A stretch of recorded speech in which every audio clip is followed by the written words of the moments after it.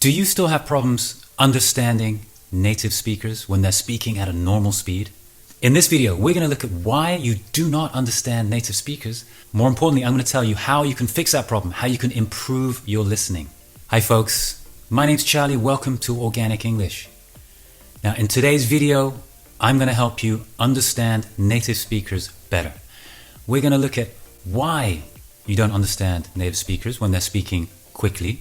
I'm also going to give you some concrete steps you can take to improve your listening so you'll be able to understand native speakers better. There are a few reasons why it's difficult to understand native speakers. One of them is vocabulary. Perhaps they're using idiomatic language, maybe they're using colloquialisms, maybe they're using phrasal verbs that you're not familiar with. If you don't know them, it could hamper your understanding. It could make it more difficult to understand what they're saying. Another is if they're using very, very complex grammar structures. Again, if you don't understand the grammar they're using, that will make it more difficult to understand the entire meaning of what they're saying. It could also be cultural references that native speakers use that you're just not familiar with. It could also be their accent. They might have an accent that you're not familiar with, you haven't heard before. I've been to parts of the US, parts of the UK where it's very difficult to understand what the people are saying because of their accent. Today, however, I'm just going to be focusing on one part of pronunciation, and that is connected speech. I think this is a really important thing that you need to be aware of, that I want to help you build your knowledge about. So what does that mean? What is connected speech? We don't speak in individual words. We speak in sound units. It's called connected speech because the words are connected. Sounds run into each other. I'll give you an example. Bob is on the phone. When we speak normally, naturally, we never say Bob is on the phone. What we do say is Bob is on the phone. Bob is on the phone. See what's happening there? Words and sounds are getting smushed together to create sound units. This is what connected speech is. So there are 5 aspects to connected speech. We're going to go through each of them quickly and give you some examples so you understand what you're listening out for.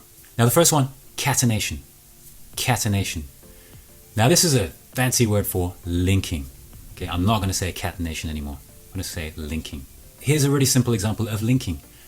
An apple. We don't speak like that. We don't say an apple. When we're speaking naturally, it becomes an apple. An apple. One word, one sound unit. So you probably noticed that the consonant at the end of one word blends in with the vowel sound of the next word, an apple. Sometimes the sound of that consonant even changes. Here's an example. That orange. That orange. 2 words, again, becomes one sound unit. That orange. That orange. But here you might hear that the t at the end of that actually changes and becomes a d. That orange. That orange. Here are a few more examples of linking. Trip over becomes trip over. Trip over. Hang out becomes hang out. Do you want to hang out later? Clean up becomes clean up. I really need to clean up my room. The second aspect of connected speech I'm going to talk about is intrusion. Intrusion is when another sound gets in between 2 words. Here are a couple of examples to show you what I mean. He asked. He asked becomes he asked. He asked. Can you hear that sound intruding between he and asked? It's a y sound. He asked. Here's another example. Do it. Do it becomes do it. Do it. Can you hear the sound that's intruding there? It's a w sound. Do it.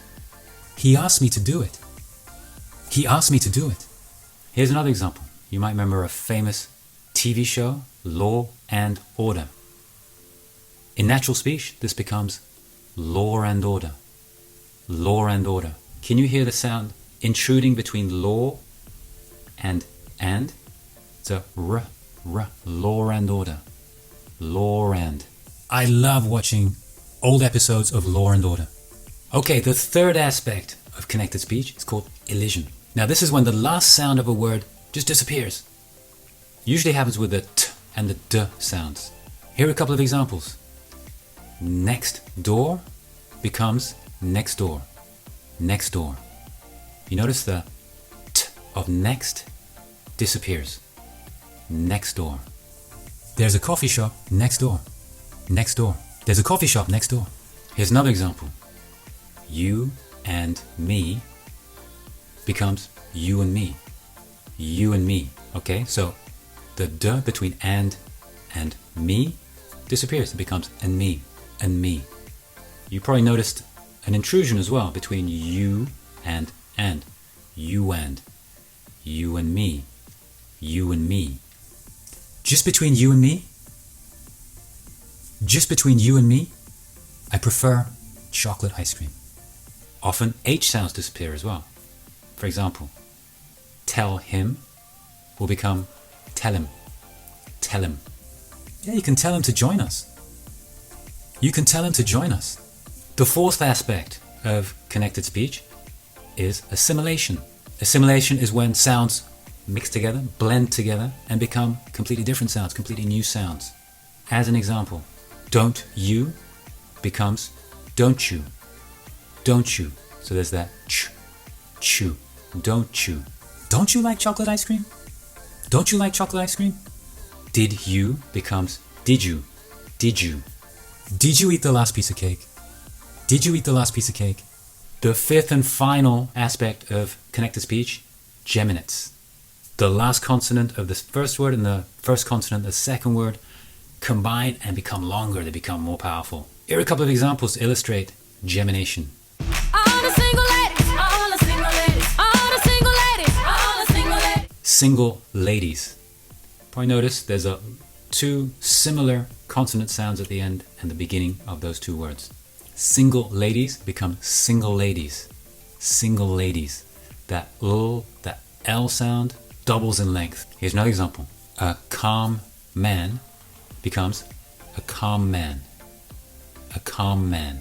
Okay, so that's connected speech. Now, I hope you can see that now that we've broken it down into its component parts, why it's so difficult to understand native speakers when they're speaking naturally. So what are we going to do about it? How are we going to help you to understand natural speech better? First things first, you need to listen more. When we study a new language, when we study English, we're often reading. We're often reading things on the internet. We're often reading our course books. But that doesn't help us to hear the sound units. It doesn't help us to hear connected speech. So yeah, go ahead, watch more TV, listen to more podcasts, watch more videos on YouTube. Listen all the time. But there are two types of listening.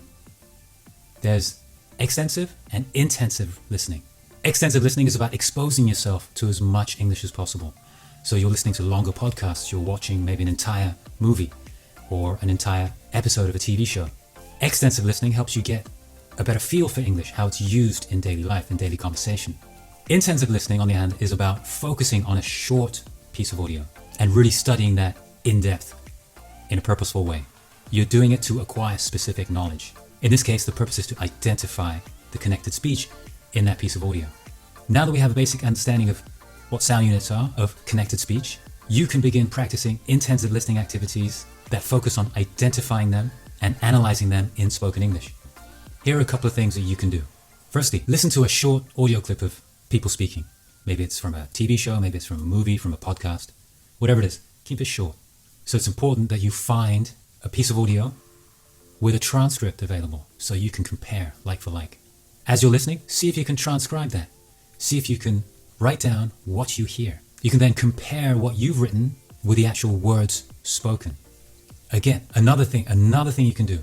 Take a short piece of audio, you can listen to that, and then pause and see if you can repeat.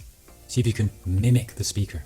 Practice pronouncing the sounds. Go back, repeat, try again. Keep practicing until you think you have it, then move on to another piece of audio. This will improve your listening skills, but at the same time, you're improving your speaking skills. So you're killing two birds with one stone. To kill two birds with one stone means you are achieving two things with just one action. So intensive listening to short clips with a purpose.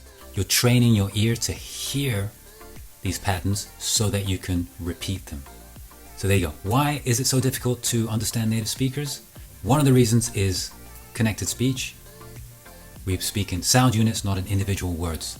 One concrete way to help you improve your listening is to increase your intensive listening. That is, listening to short sections of audio with purpose. There's plenty more material at my website, www.organicenglish.club, where you can also sign up for my weekly newsletter. Thank you very much for watching. Now go out and practice listening to connected speech.